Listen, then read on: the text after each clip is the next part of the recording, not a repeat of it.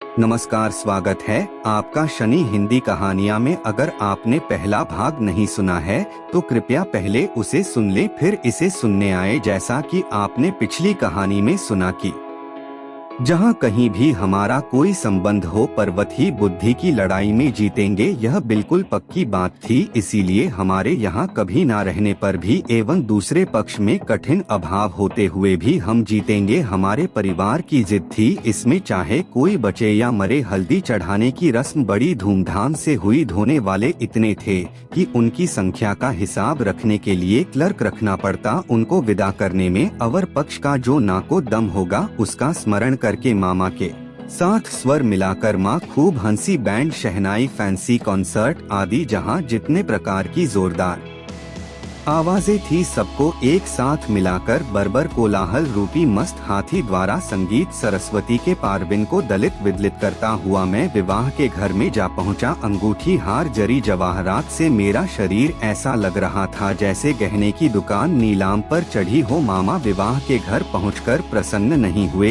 एक तो आंगन में बारातियों के बैठने के लायक जगह नहीं थी, इस पर संपूर्ण आयोजन एकदम साधारण ढंग का था। ऊपर से शंभूनाथ बाबू का व्यवहार भी निहायत ठंडा था। उनकी विनय अजस्त्र नहीं थी, मुंह में शब्द ही ना थे। बैठे गले गंजी खोपड़ी कृष्णवर्ण एवं स्थूल शरीर वाले उनके एक वकील मित्र, यदि कमर में चादर बांधे, बराबर हाथ जोड़े, सिर हिलाते हुए, नम्रता पूर्ण स्मित हास्य और गद वचनों से कॉन्सर्ट पार्टी के करताल बजाने वाले से लेकर वरकर्ता तक प्रत्येक को बार बार प्रचुर मात्रा में अभिषिक्त ना कर देते तो शुरू में ही मामला इस पार या उस पार हो जाता। मेरे सभा में बैठने के कुछ देर बाद ही मामा शंभूनाथ बाबू को बगल के कमरे में बुला ले गए। पता नहीं क्या बात हुई, कुछ देर बाद ही शंभूनाथ बाबू ने आकर मुझसे कहा, लाला जी जरा इधर तो आइए। मामला यह था, सभी का ना हो किंतु किसी मनुष्य के जीवन में कोई एक लक्ष्य रहता है।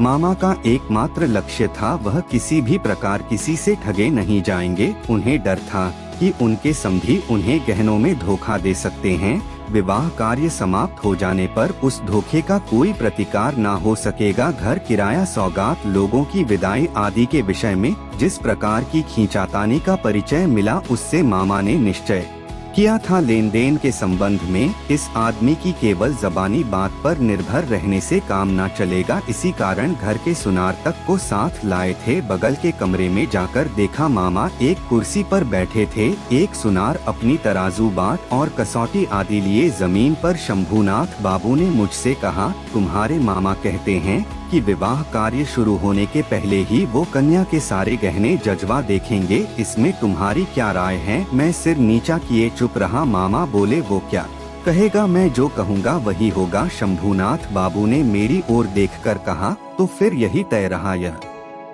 जो कहेंगे वही होगा। इस संबंध में तुम्हें कुछ नहीं कहना है। मैंने जरा गर्दन हिलाकर इशारे से बताया, इन सब बातों में मेरा बिल्कुल भी अधिकार नहीं है। अच्छा तो बैठो, लड़की के शरीर से सारा गहना उतार कर लाता हूँ। यह कहते हुए वह उठे। मामा बोले, अनुपम यहाँ क्या करेगा? वो सभा में जाकर बैठे। नहीं, सभा में नहीं, यहीं बैठना होगा। कुछ देर बाद उन्होंने एक अंगूठे में बंधे गहने लाकर चौकी के ऊपर बिछा दिए। सारे गहने उनके पितामह के जमाने के थे, नए फैशन का बारीक काम ना था। जैसा मोटा था वैसा ही भारी था। सोनार ने हाथ में गहने उठाकर कहा, इन्हें क्या देखूं, इसमें कोई मिलावट नहीं है, ऐसे सोने का आजकल व्यवहार ही नहीं होता। यह कहते हुए उसने मकर के मुंह वाला मोटा एक बाला कुछ दबाकर दिखाया, वो टेढ़ा हो जाता था। मामा ने उसी समय नोटबुक में गहनों की सूची बना ली, कहीं जो दिखाया गया था उससे कुछ कम ना हो जाए। हिसाब करके देखा, गहना जिस मात्रा में देने की बात थी, इनकी संख्या, दर एवं तोल उससे अधिक था। गहनों में एक जोड़ा इयरिंग था। शंभूनाथ ने उसको सोनार के हाथ में देकर कहा, जरा इसकी परीक्षा करके देखो। सोनार ने कहा, यह विलायती माल है, इसमें सोने का हिस्सा मामूली ही है।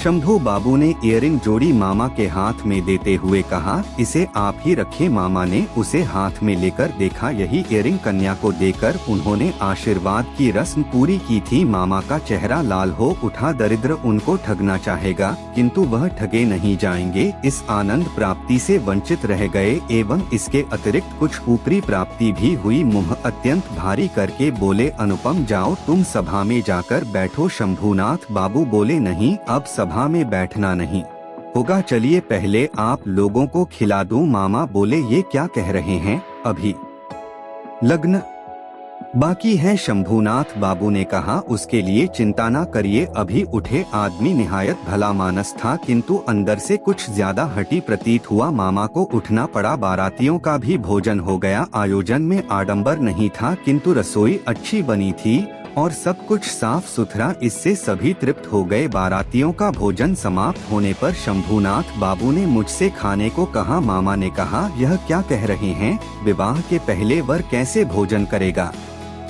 इस संबंध में वह मामा के व्यक्त किए मत की पूर्ण उपेक्षा करके मेरी ओर देखकर बोली, तुम क्या कहते हो, भोजन के लिए बैठने में कोई दोष है। मूर्ति मती मात्र आज्ञा स्वरूप मामा उपस्थित थे। उनके विरुद्ध चलना मेरे लिए असंभव था। मैं भोजन के लिए ना बैठ सका। तब शंभूनाथ बाबू ने मामा से कहा, आप लोगों को बहुत कष्ट दिया है। हम लोग धनी नहीं है, आप लोगों के योग्य व्यवस्था नहीं कर सके, क्षमा करेंगे। रात हो गई है, आप लोगों का कष्ट और नहीं बढ़ाना चाहता तो फिर इस समय तो सभा में चलिए, हम तो तैयार हैं। तब आपकी गाड़ी बुलवा दूं। मामा ने आश्चर्य से कहा, मजाक कर रहे हैं क्या। शंभूनाथ ने कहा, मजाक तो आप ही कर चुके हैं।